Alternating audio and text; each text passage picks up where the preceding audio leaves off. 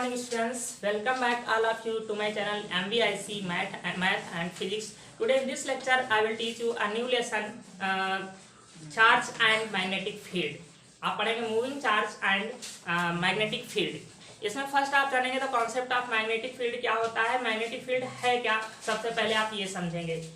जैसे कि आप मैग्नेट के बारे में जानते हैं, ये जो चुंबक आप देखते हैं साधारण अपने लाइफ में, तो उसका साइज कुछ भी होता है, साइज कुछ भी उसका हो सकता है, गोल हो सकता है, छड़नुमा हो सकता है, कैसा भी आकार हो सकता है। लेकिन कोई भी चुंबक हो उसमें दो पोल सदैव होते हैं, एक नॉर्थ पोल होता है, एक साउथ पोल होता है। वो किसी भी प्रकार का आप चुंबक लीजिए, तो आप चाहे गोल चुंबक को ले लीजिए, दो टुकड़े जब लेंगे तो उसको देखेंगे कि एक डायरेक्शन में लाने पर वो एक दूसरे को रिपल करते हैं, दूर दूर भगाते हैं, और एक विशेष डायरेक्शन में लाने पर वो एक दूसरे को अट्रैक्ट करते हैं। तो अर्थात हर एक चुंबक में दो पोल होते हैं। जब उसके आप नॉर्थ को पास में लाते हैं तो वो एक दूसरे को रिपल करता है। जब नॉर्थ को नॉर्थ के पास लाते हैं तो एक दूसरे को क्या करता है, प्रतिकर्षित करता है। और जब नॉर्थ के पास में साउथ लाते हैं, साउथ के पास में नॉर्थ लाते हैं, मतलब अपोजिट पोल लाते हैं। अगर आप नॉर्थ को पास में ला रहे हैं तब भी क्या करेगा, रिपल करेगा। साउथ और साउथ को पास में लाएंगे तभी रिपल करेगा। लेकिन एक नॉर्थ एक साउथ होगा तो क्या करेगा, उसको अट्रैक्ट करेगा, आकर्षित करेगा। तो आप किसी भी प्रकार का चुंबक हो, किसी भी साइज में हो, ये इवेंट आपको देखने को जरूर मिलती है। ये स्पष्ट करता है कि हर एक चुंबक में दो पोल होते हैं, नॉर्थ और साउथ। और ये जो पोल होते हैं ये होते क्यों हैं, चुंबक को चाहे जितने टुकड़े आप कर दीजिए, छोटे छोटे भागों में विभाजित कर दीजिए, अगर उसका एक परमाणु भी बचेगा चुंबक का तो उसमें भी ये दोनों पोल होंगे। क्योंकि ऐसा मानना नहीं है, फिक्स है, ये डिसाइड है कि मतलब जो परमाणु होता है, हर एक परमाणु में चुंबकत्व का गुण पाया जाता है, हर एक परमाणु में चुंबकत्व का गुण पाया जाता है। लेकिन जब परमाणु मिलकर के पदार्थ का निर्माण करता है, परमाणु पदार्थ में अंतर समझ पा रहे हो? जैसे एक मॉलिक्यूल ले लिया, केवल एक परमाणु अलग ले लिया, उसके बाद कई परमाणु मिलकर के जब पदार्थ का निर्माण कर लेते हैं तो फिर पदार्थ में चुंबकत्व का गुण हो भी सकता है और नहीं भी हो सकता है। तो इसी आधार पे तो पदार्थों को तीन भागों में डिवाइड किया गया था, अनुचुंबकी, प्रतिचुंबकी और लौह चुंबकी। ठीक है, उसमें आप क्या पढ़ते कि हर एक परमाणु में चुंबकत्व का गुण होता है। लेकिन जब परमाणु मिलकर के पदार्थ का निर्माण करता है तो तीन प्रकार के पदार्थ हो जाते हैं। किसी में चुंबकत्व का गुण नहीं रह जाता है, किसी में होता है, किसी में बहुत ही तीव्र होता है, किसी में बहुत ही कम होता है। तो ये तीन प्रकार के पदार्थ तो आपके सिलेबस से हटा दिए गए हैं, तो इनको तो आप पढ़ नहीं पाएंगे। ठीक है, लेकिन आप ये इतना जान लीजिए कि हर एक परमाणु में चूंकि चुंबकत्व का गुण होता है, तो जब तक इसमें एक परमाणु भी रहेगा तब तक नॉर्थ और साउथ पोल को अलग अलग नहीं किया जा सकता है। अच्छा, ये होता क्यों है?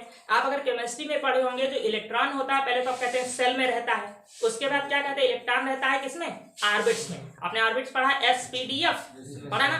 तो जब किसी भी ऑर्बिट में आप इलेक्ट्रॉन को भरते हैं, जैसे कि S है, इसमें कितने ऑर्बिट होते हैं, एक होता है ना? तो इसमें जब इलेक्ट्रॉन को भरते हैं तो देखते हैं एक का मूवमेंट आप अपोजिट डायरेक्शन में करते हैं, एक दूसरे का मूवमेंट करते हैं ना।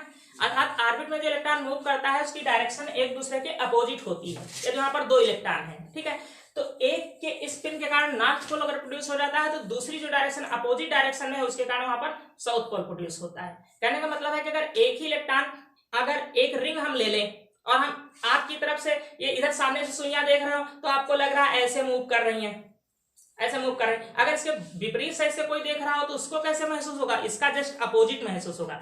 जैसे कि हम ऐसे उंगली घुमा रहे हैं ऐसे, तो आपको लग रहा है कि घड़ी की सुइयों की दिशा में चल रहे हैं, लग रहा है ऐसे चल रही, लेकिन हम अपनी तरफ से देख रहे हैं तो हमको लग रहा है हम घड़ी की सुइयों की विपरीत दिशा में चल रहे हैं। अर्थात जब विपरीत दिशा से देखते हैं तो उसकी डायरेक्शन क्या हो जाती है, अपोजिट हो जाती है। तो यही कारण है दो वहां पर जो है उत्पन्न हो जाते हैं पोल, एक तरफ नॉर्थ हो जाता है, एक तरफ साउथ पोल हो जाता है, और हर एक परमाणु में ये प्रोसेस होती है। तो इसका मतलब है जैसे परमाणु का निर्माण होता है उसी समय नॉर्थ और जो साउथ पोल है वो उत्पन्न हो जाते हैं। इनको आप अलग अलग नहीं कर सकते हैं। तो अब इस चुंबक के बारे में, जैसे कि छड़ चुंबक की आप बात करें जो लेबोरेटरी में आप देखते हैं तो सभी जो है बार मैग्नेट ही लिए जाते हैं, छड़ चुंबक ये। तो जब इसको आप रखते हैं नॉर्थ और साउथ, अब आप जानने जा रहे हैं मैग्नेटिक फील्ड होता क्या है। तो इसके चारों ओर एक ऐसा फील्ड हो जाता है, एक ऐसा एरिया होता है जिसमें अगर किसी अन्य मैग्नेट को आप लाएंगे तो ये उसको प्रभावित करेगा, या उसको अट्रैक्ट कर लेगा या उसको रिपल कर देगा। चाहे कि हम अन्य मैग्नेट को लाएं या आप कहें किसी चुंबकीय सुई को हम लाएं। चुंबकीय सुई देखा है कि नहीं, लेबोरेटरी गए हैं? इस प्रकार से डिब्बी होती है, ठीक है, उसमें ये एक निडल लगी होती है, ये और ये खुद जो ये नीडल लगी है ये खुद एक प्रकार का मैग्नेट होती है, और इस पर भी नॉर्थ साउथ पोल होता है, यहाँ पर नॉर्थ होता है, यहाँ पर साउथ होता है, ये खुद में एक मैग्नेट होती है।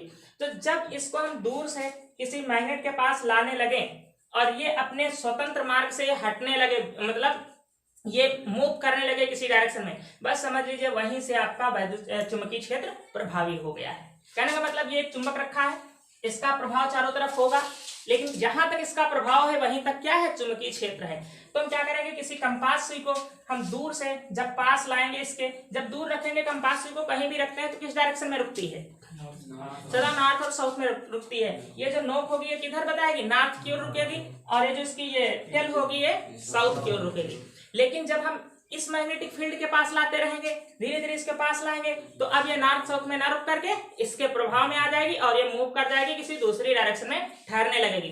तो जैसे ही ये नॉर्थ साउथ से मूव करने लगे, बस समझ लीजिए वहीं से इसका क्षेत्र शुरू हो जाता है। इसके चारों ओर ये वृत्त खींच देंगे, ये पूरा हो जाएगा इसका मैग्नेटिक फील्ड। तो हम क्या डेफिनेशन देंगे, मैग्नेटिक फील्ड है क्या, किसी भी चुंबक के चारों ओर का वह विशाल क्षेत्र, किसी भी चुंबक के चारों ओर का वह विशाल क्षेत्र जिसमें किसी चुंबकीय सुई को लाने पर वह बल आघूर्ण महसूस करती है या वह विक्षेपित होने लगती है, वह अपने स्थान से हटने लगती है। ठीक है, चुंबकीय क्षेत्र कहलाता है। तो मैग्नेट की सुई के बारे में दे सकते हैं, ऐसे भी कह सकते हैं किसी चुंबक के चारों ओर का वह विशाल क्षेत्र जिसमें किसी अन्य चुंबक को लाने पर वह आकर्षण अथवा प्रतिकर्षण बल का अनुभव करने लगता है, चुंबकीय क्षेत्र कहलाता है। ये एक प्रकार से एरिया है पूरा, समझ पाए इस बात को कि नहीं। जैसे कि आप दूर लेते चले जाएंगे तो क्या इसको दूर प्रभाव देखने को मिलेगा, इसके पास में ही तो प्रभाव देखने को मिलता है। तो जहां तक इसका प्रभाव रहता है बस वही चुंबकीय क्षेत्र होता है। अच्छा, चुंबकीय क्षेत्र का जो प्रभाव है यहाँ पोल पर सबसे ज्यादा होगा, साउथ यहाँ जो पोल है नॉर्थ और साउथ यहाँ पर ज्यादा होगा। जैसे ही इसके सेंटर में आएंगे, कहीं दूर हटेंगे तो इसका प्रभाव कम हो जाएगा। क्यों, क्योंकि चुंबकीय क्षेत्र है किस कारण, आपने चुंबकीय बल रेखाएं हाई स्कूल में पढ़ा है, यहाँ पर भी अगर नहीं याद है तो पढ़ाएंगे कि किसी भी चुंबक में सदा नॉर्थ से साउथ की ओर चुंबकीय बल रेखाएं निकलती रहती हैं, ये पढ़ा है। तो ये चुंबकीय बल रेखाएं जो होती है, देखो ध्रुवों पर सघन है, ध्रुवों पर बहुत ही पास पास हो जाएंगी ना, जो ये ध्रुव है यहाँ पर चुंबकीय बल रेखाएं बहुत ही पास पास हो जाएंगी, सघन हो जाएंगे, अतः ध्रुव पर चुंबकीय क्षेत्र का प्रभाव क्या होगा, सबसे ज्यादा होगा। अगर इस चुंबक को, छड़ चुंबक को आप किसी लोहे के चूड़ में उसको जो है उसमें घुमा दे, लोहे के चूड़ में, तो सबसे अधिक चूड़ कहाँ पर चिपकेगा, पोल पर चिपकेगा, यहाँ सेंटर पे बहुत कम, ना के बराबर। क्यों, क्योंकि सबसे अधिक चुंबकीय प्रभाव कहाँ पर होता है, पोल पर होता है। जहां पर चुंबकीय बल रेखाएं सघन होंगी, पास पास होंगी, वहां पर प्रभाव ज्यादा होगा। अब ये चुंबकीय बल रेखाएं जहां तक फैली होंगी वहां तक इसका चुंबकीय प्रभाव देखने को मिलेगा। तो चुंबकीय क्षेत्र के लिए उत्तरदायी कौन है, चुंबकीय बल रेखाएं, कि जहां तक चुंबकीय बल रेखाएं फैली होंगी वहां तक चुंबकीय क्षेत्र इसका देखने को मिलेगा। तो ये सब है कॉन्सेप्ट मैग्नेटिक फील्ड का, और इस कॉन्सेप्ट को और समझने के लिए आपको अर्थ का मैग्नेटिक फील्ड समझना होगा कि पृथ्वी का चुंबकीय क्षेत्र क्या होता है, लेकिन वो हटा दिया गया है आपके सिलेबस से, तो उसके बारे में हम डिस्कस नहीं करेंगे ज्यादा।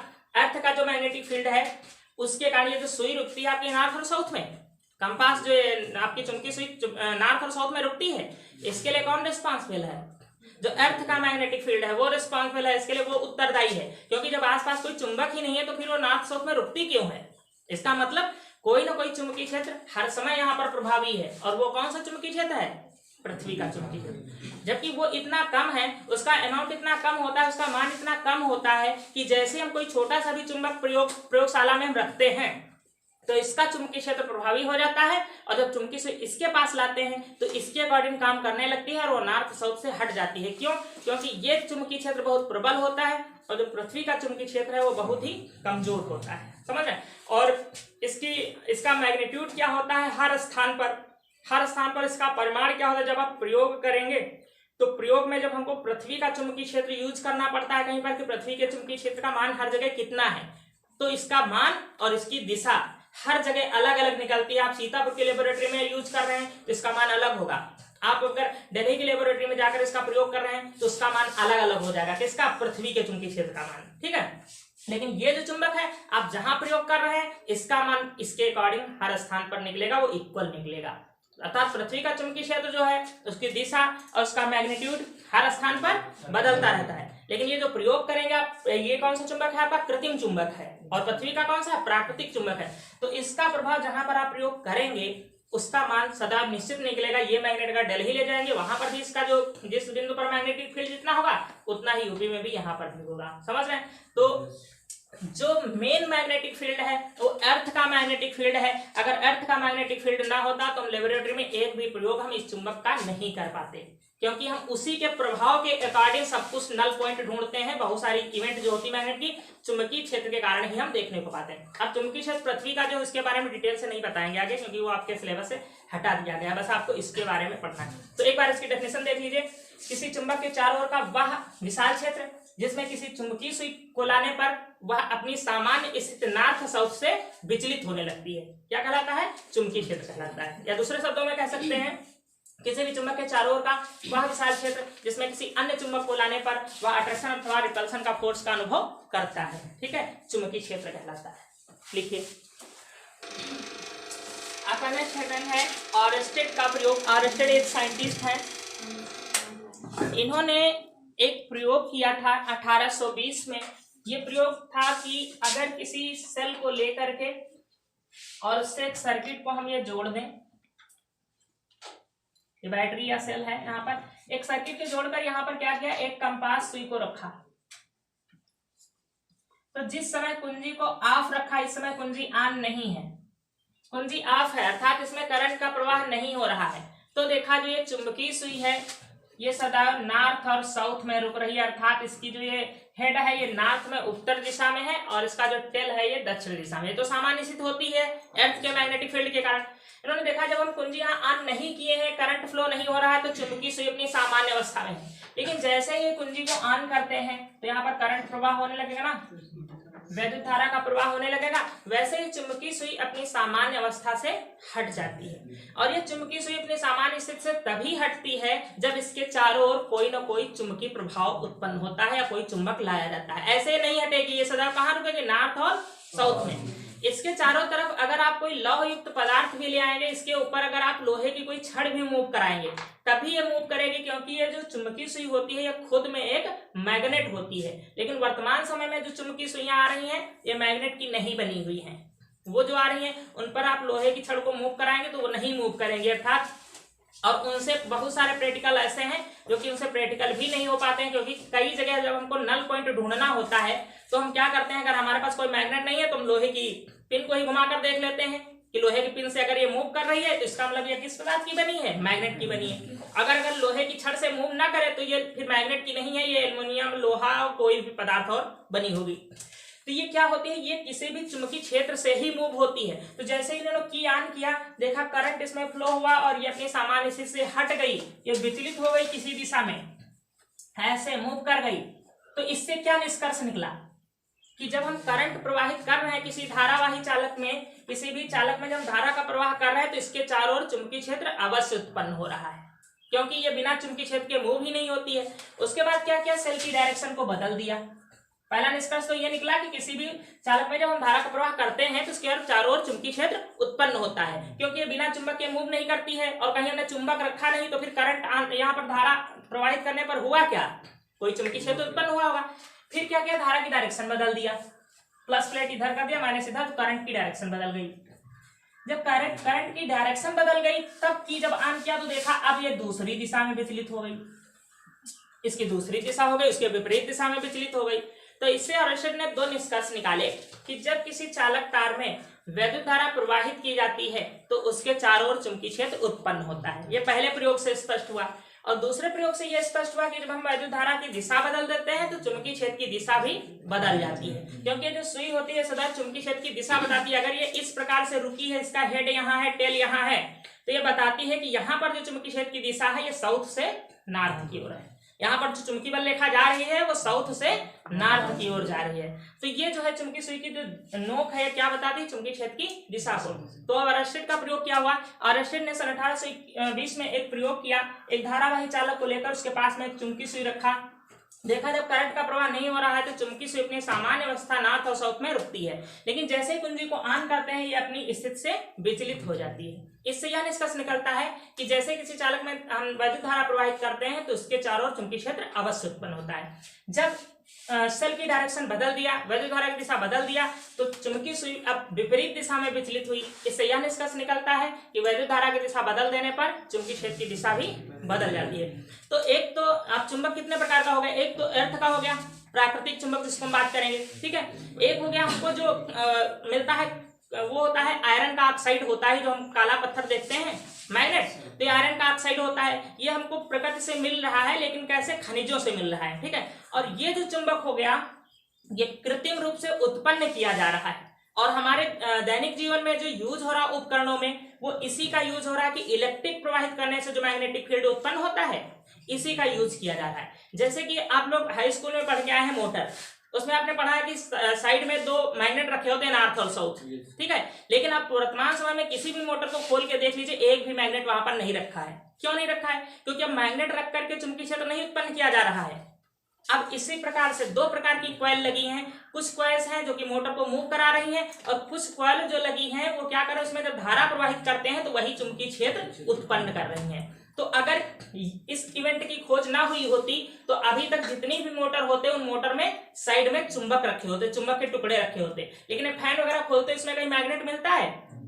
और जबकि हाई स्कूल में आप क्या पढ़ के आए हैं कि मोटर होता है, बीच में आर्मेचर होती है, बीसीडी, उस पे तार लिपटा होता है, पढ़े हो सब ना, और एक तरफ नॉर्थ पोल होता है, एक तरफ साउथ पोल मैग्नेट का होता है, ये सब पढ़ के आए हो। लेकिन किसी भी उपकरण में जब से इस चीज की खोज हो गई कि हम करंट को प्रवाहित करके भी चुंबकीय क्षेत्र उत्पन्न कर सकते हैं, तो अब क्या किया कि कुछ कॉइल ऐसी हैं जो कि इसको मूव करा रही हैं, और कुछ कॉइल ऐसी हैं जो कि वहां पर क्या कर रही है, चुंबकीय क्षेत्र प्रोड्यूस कर रही है। तो हमको जहां पर हाई मैग्नेटिक फील्ड प्रोड्यूस करना होता है, हम इलेक्ट्रिक के द्वारा हाई मैग्नेटिक फील्ड प्रोड्यूस कर सकते हैं, ठीक है। तो तीन प्रकार का चुंबक हो गया, पृथ्वी का होगा प्राकृतिक, एक हमको जो खनिजों से प्राप्त हो रहा है वो आयरन का ऑक्साइड होता है, और एक ये जो है इलेक्ट्रिक के प्रभाव से, और इसी का दैनिक जीवन में मोस्टली यूज हो रहा है।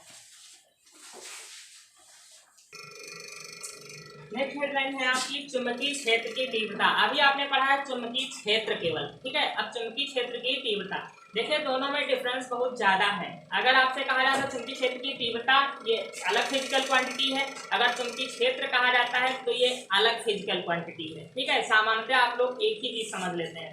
चुंबकीय क्षेत्र अगर कहा जाए तो ये क्या है, ये एक प्रकार का एरिया है, क्षेत्रफल है। अगर आप इंटेंसिटी की बात करें, इसको बी से रिप्रेजेंट करते हैं, आप हाई स्कूल में पढ़ के आए हैं चुंबकीय क्षेत्र की तीव्रता को। तो ये क्या होती है कि जैसे इसके चारों ओर चुंबकीय क्षेत्र है, तो ये जो एरिया है इसको तो हम कह रहे हैं मैग्नेटिक फील्ड, चुंबकीय क्षेत्र अर्थात एरिया। लेकिन इस पूरे क्षेत्र में किसी भी बिंदु पर चुंबकीय क्षेत्र है तो कितना है, उसकी माप को, चुंबकीय क्षेत्र की माप को, कि इसके चारों ओर चुंबकीय क्षेत्र है तो, लेकिन यहाँ पर पास में क्या होगा, सबसे ज्यादा होगा, जितना ही दूर जाते रहेंगे उतना चुंबकीय क्षेत्र का प्रभाव क्या होगा, कम होगा। तो चुंबकीय क्षेत्र के अंदर किसी भी बिंदु पर चुंबकीय क्षेत्र की माप को, कि है तो कितना है, इसकी माप को कहते हैं चुंबकीय क्षेत्र की तीव्रता। और इसके अंदर अलग अलग बिंदुओं पर चुंबकीय क्षेत्र की जो तीव्रता होगी वो क्या होगी, अलग अलग होगी। तो चुंबकीय क्षेत्र की डेफिनेशन इससे बिल्कुल अलग है कि चुंबकीय क्षेत्र के अंदर किसी भी बिंदु पर चुंबकीय क्षेत्र की माप को चुंबकीय क्षेत्र की तीव्रता कहते हैं, इंटेंसिटी कहते हैं, और इसको हम बी से रिप्रेजेंट करते हैं। जैसे कि एक मैग्नेट रखा था तो इसके चारों तरफ भी भिन्न भिन्न होगा। अगर हम किसी करंट कैरिंग कंडक्टर ले लें जिसमें कि धारा का प्रवाह हो रहा है, तो इसके कारण भी जब पास में कोई बिंदु लोगे तो मैग्नेटिक फील्ड की इंटेंसिटी बहुत ज्यादा होगी, और जितना ही इसके दूर जाते रहोगे तो इंटेंसिटी क्या होगी, कम होती जाएगी। तो इसका मतलब है मैग्नेटिक फील्ड तो है, लेकिन किसी भी बिंदु पर मैग्नेटिक फील्ड है तो कितना है, इसकी माप को हम कहते हैं चुंबकीय क्षेत्र की तीव्रता, और इसको हम रिप्रेजेंट करते हैं बी से। और ये जो है ये इलेक्ट्रिक के फील्ड में जितना अभी तक आप पढ़ के आए हैं ये एक वेक्टर क्वांटिटी है, सदिश राशि है। अभी तक आप पढ़ के आए हैं वोल्टेज, वैद्युत धारा, चार्ज और रेजिस्टेंस, बहुत कुछ पढ़ के आए ना, लेकिन अभी तक कोई भी आपने वेक्टर क्वांटिटी नहीं पढ़ा। सब कुछ क्या है, सब अदिश अभी तक आपने पढ़ा है, केवल आपने एक पढ़ा था जे का जो सिंबल था उसका नाम क्या था, बता सकता कोई, धारा घनत्व, ठीक है। वहां पर वो जो है सदिश राशि थी, और ये एक सदिश राशि आपको मिल रही चुंबकीय क्षेत्र की तीव्रता, ठीक है। तो ये एक सदिश राशि है, बी से रिप्रेजेंट करते हैं, और डेफिनेशन हम बता चुके हैं कि किसी भी चुंबकीय क्षेत्र के किसी भी बिंदु पर चुंबकीय क्षेत्र की माप को चुंबकीय क्षेत्र की तीव्रता कहते हैं। लिख लीजिए। अब देखिए ये साइंटिस्ट है बायोसेवर्ट्स। यहाँ पर बायोसेवर्ट का नियम है कि अभी आपने कहा कि मैग्नेटिक फील्ड होता है किसी वायर के चारों ओर, प्रोड्यूस होता है। ये एक वायर ले लिया, करंट, अगर हम कहें धारावाही चालक तो इसका मतलब इसमें धारा प्रवाहित हो रही है, अगर केवल वायर कहें तो इसका मतलब इसमें धारा का प्रवाह नहीं हो रहा है। तो ये हमने करंट कैरिंग कंडक्टर लिया है जिसमें धारा प्रवाहित हो रही है। तो इसके चारों ओर मैग्नेटिक फील्ड उत्पन्न तो हो रहा है, लेकिन उसका मैग्नीट्यूड हम ज्ञात कैसे करें, कितना उत्पन्न हो रहा है। इसके लिए बायो-सेवर्ट्स का रूल है कि अगर हमको यहाँ पर ज्ञात करना है कि अगर मैग्नेटिक फील्ड की इंटेंसिटी है तो कितनी है, तो इसके लिए बायो-सेवर्ट जो साइंटिस्ट हैं इन्होंने एक फार्मूला के बारे में बोला कि अगर हम इस चालक का एक छोटा सा एक टुकड़ा ले लें, हम इसके कारण अध्ययन करें कि यहाँ पर चुंबकीय क्षेत्र कितना है, क्योंकि इसकी जितनी लंबाई बढ़ती रहेगी वहां उतनी यहाँ पर इंटेंसिटी का मान बढ़ता चला जाएगा। तो इस टुकड़े को उन्होंने कहा अल्पांश। अल्पांश का मतलब अल्प अंश, किसका अल्प अंश, चालक का, ठीक है। एक छोटा सा पार्ट लिया, इससे थीटा कोण बनाती हुई दिशा में आर दूरी। अब थीटा कोण पर क्यों लिया, क्योंकि आपको जब भी ज्ञात करना होगा मैग्नेटिक फील्ड तो क्या जरूरी है कि आपको ऐसे परपेंडिकुलर डायरेक्शन में ही ज्ञात करना होगा, किसी भी डायरेक्शन में ज्ञात करना हो सकता है ना। तो ऐसा कोण ले लिया, थीटा लिया। अगर आपको 90 डिग्री पर यहाँ ज्ञात करना है तो 90 डिग्री रख दीजिए, मतलब जितने अंश पर आपको ज्ञात करना है, इस पॉइंट से यहाँ ज्ञात करना है, यहाँ ज्ञात करना, तो आप क्या बदलेंगे, कोण बदलते चले जाएंगे। तो डेरिवेशन ऐसा किया जाता है जिससे हर एक बिंदु पर मैग्नेटिक फील्ड की इंटेंसिटी ज्ञात की जा सके। तो यहाँ पर इन्होंने थीटा कोण बनाते हैं। किससे थीटा कोण बना रहे हैं, चालक और ये जो दूरी है, इसको अगर थीटा कोण को डिफाइन करना किसके बीच का है तो कहोगे चालक तथा चालक और उस बिंदु को मिलाने वाली जो रेखा है उसके बीच का कोण, जहां पर चुंबकीय क्षेत्र आप ज्ञात करने जा रहे हैं। इसमें आई करंट फ्लो हो रहा है ये। तो बायो-सेवर्ट्स ने क्या कहा कि इस अल्पांश के कारण जो यहाँ बिंदु P पर जो चुंबकीय क्षेत्र उत्पन्न होगा B, ये इसमें प्रवाहित वैद्युत धारा के समानुपाती होता है। किसी भी अल्पांश के कारण r दूरी पर जो बिंदु P है, यहाँ पर जो उत्पन्न चुंबकीय क्षेत्र होता है वो वैद्युत धारा के समानुपाती होता है। और बोला ये जो चुंबकीय क्षेत्र होता है, अब अल्पांश छोटा सा टुकड़ा ले रहे हैं तो यहाँ पर जो चुंबकीय क्षेत्र भी है उसको क्या कर लिया, डेल्टा कर लिया, अर्थात बहुत ही सूक्ष्म होगा, यहाँ पर डेल लगा ले रहे हैं। ये चालक की लंबाई के भी समानुपाती होता है, ये अल्पांश है, चालक की लंबाई के भी समानुपाती होता है। और ये जो कोण बन रहा है इसकी कोण की ज्या, साइन जब हम लेते हैं तो इसको क्या कहते हैं, ज्या, या इंग्लिश में इसको साइन कहते हैं, साइन को हिंदी में क्या बोलते हैं, ज्या। तो हम क्या कहेंगे, इसको कैसे पढ़ेंगे समझिए, अल्पांश तथा अल्पांश और बिंदु P को मिलाने वाली रेखा के बीच के कोण की ज्या के समानुपाती होता है। इसको आप डिफाइन कैसे करेंगे, अल्पांश तथा अल्पांश व बिंदु P को मिलाने वाली रेखा के बीच बने कोण की ज्या के समानुपाती होता है। और ये जो चुंबकीय क्षेत्र होता है, ये जो दूरी है अल्पांश से बिंदु P की, इसके वर्ग के व्युत्क्रमानुपाती होता है। व्युत्क्रम अनुपात होता है अर्थात 1/, होता है। तो ये आपके यहाँ पर 4 समीकरण बन रहे हैं। अब समीकरण 1, 2 और 3, 1, 2, 3 व 4 से, समीकरण 1, 2, 3 व 4 से, क्या 4 से, चारों को जब मिलाएंगे तो यहाँ पर आएगा डेल बी समानुपाती। देखो जो समानुपात में है इनको आप समानुपात में रख दीजिए आई डेल्टा एल साइन थीटा, और जो व्युत्क्रम अनुपात में है इसको व्युत्क्रम अनुपात में रख दीजिए आर स्क्वायर। जब ये हम समानुपाती का चिन्ह हटाते हैं तो यहाँ एक कांस्टेंट आता है, याद है किसी को, μ0/4π, ये पूरा एक कांस्टेंट यहाँ पर आता है जब ये समानुपाती का चिन्ह हटाते हैं, और ये हो जाता है I delta L sine theta upon are square. इसको कहते हैं बायो-सेवर्ट्स फार्मूला। जो बायो-सेवर्ट्स फार्मूला कहलाता है, ये μ0/4π यहाँ पर क्या होता है, कांस्टेंट होता है। तो अब हमें इसको डिफाइन करना है। ये इक्वेशन तो फटाक से तुमको याद हो जाएंगे, लेकिन इसके पहले आप क्या बोलोगे उसको सुनिए कि साइंटिस्ट बायो-सेवर्ट्स ने किसी भी चालक के निकट चुंबकीय क्षेत्र को ज्ञात करने के लिए एक धारावाही चालक के अल्पांश को लिया और उसे थीटा कोण बनाती हुई दिशा में एक बिंदु P पर जो कि चालक से r दूरी पर है चुंबकीय क्षेत्र को ज्ञात किया, और देखा कि यह चुंबकीय क्षेत्र चालक में प्रवाहित वैद्युत धारा के समानुपाती होता है, यह चुंबकीय क्षेत्र अल्पांश की लंबाई के समानुपाती होता है, यह चुंबकीय क्षेत्र अल्पांश तथा अल्पांश को बिंदु P से मिलाने वाली रेखा के बीच के कोण की ज्या के समानुपाती होता है, तथा अल्पांश से बिंदु P की दूरी के वर्ग के व्युत्क्रमानुपाती होता है। इतना आप बोलेंगे तब समीकरण 1, 2, 3 व 4 से ये हो जाएगा। समझ पाए, यह स्कूल में भी पढ़ चुके हो आप लोग। आपने लास्ट में बायो-सेवर्ट्स रूल में आपने ये पढ़ा था आपको बताया था यहाँ से ये फार्मूला हमारा डेरिवेट होकर के आता है। डेल बी ये क्या है यहाँ पर चुंबकीय क्षेत्र की तीव्रता mu 0/4 pi I delta L sine upon are square, ये डेरिवेशन हुआ था आपका। अब यहाँ पर ये जो म्यू 0 इसको म्यू नॉट बोलते हैं अपान 4 पाई है, इसको कहते हैं ये एक कांस्टेंट है, एक नियतांक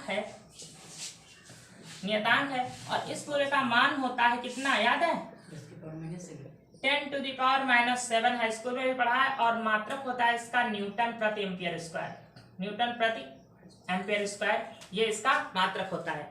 यहाँ पर 4 पाई जो है हमारा ये तो कांस्टेंट आपका, इसका मान जानते हो 3.14 होता है। तो ये जो यूनिट लिखा है सीधे से ये किसका लिखा है जानते हो म्यू नॉट का। अगर आपको म्यू नॉट का भी यूनिट पूछा जाए मात्रक क्या होगा तो यही बताओगे क्या न्यूटन प्रति एम्पियर स्क्वायर। अगर आपसे म्यू नॉट का मात्रक पूछा जाए तब भी आप न्यूटन प्रति एम्पियर स्क्वायर ही बताओगे, क्योंकि इसका कोई मात्रक ही नहीं होता है। तो ये मात्रक है फिर किसका म्यू नॉट का। अगर म्यू नॉट है क्या, इसको क्या कहते हैं जानते हो निर्वात की चुंबकशीलता, इसको कहते हैं निर्वात की चुंबकशीलता। ये तो यहाँ पर इतना आपको लिखना है कि क्या है पूरा जो एक नियतांक है, इसमें इसकी वैल्यू होती है 10⁻⁻7। अगर यहाँ से केवल म्यू नॉट की हम वैल्यू पूछे कहीं तो म्यू नॉट इक्वल टू क्या हो जाएगा 4 पाई का यहाँ मल्टीप्लाई कर लोगे तो ये आपका हो जाएगा 4 पाई इंटू 10⁻⁻7, और यूनिट वही रहेगा न्यूटन प्रति एम्पियर स्क्वायर, यूनिट इसका यही रहेगा यहाँ पर। अब अगर इसकी हम विमा निकालना चाहे, डायमेंशन निकालना चाहे म्यू नॉट की क्या होगी, कभी कभी एग्जाम में पूछ लिया जाता है। तो देखो ऊपर न्यूटन है, हम इसकी विमा तो जानते हैं ना, बल की विमा। चलिए हम यहाँ पर बता रहे हैं लास्ट विमा, म्यू नॉट की विमा जब निकालेंगे तो ऊपर बल है, बल की विमा सब जानते हो शायद m l t की विमा -2, और नीचे ये क्या है एम्पियर है, तो इसके लिए क्या लिख सकते हो a स्क्वायर, एम्पियर के लिए विमा a यूज करते हैं। तो यहाँ से हो जाएगा m l t की विमा -2 और a की विमा -2, ये इसकी बीमा हो जाएगी म्यू नॉट की। ये लास्ट हो गया आपका, यहाँ से मैंने शुरू किया था। तो सब कुछ आपको इसके बारे में बता दिया। कभी कभी क्वेश्चन केवल 2 नंबर में आता है कि बायोसेवर्ट का सूत्र लिख करके उसमें प्रयुक्त सभी संकेतांकों के बारे में बताइए। तो ये जो संकेतांक थे सबके बारे में, इनके बारे में जान ही चुके हैं। इसमें करंट जो फ्लो हो रहा है, ये अल्पांश की लंबाई है, ये कोण है अल्पांश और इस लाइन के बीच का, ये जो है अल्पांश से उस बिंदु की दूरी है जहां पर चुंबकीय क्षेत्र ज्ञात करना है, और कांस्टेंट के बारे में यहाँ पर पूरा डिस्कस कर दिया गया। समझ गए चीज।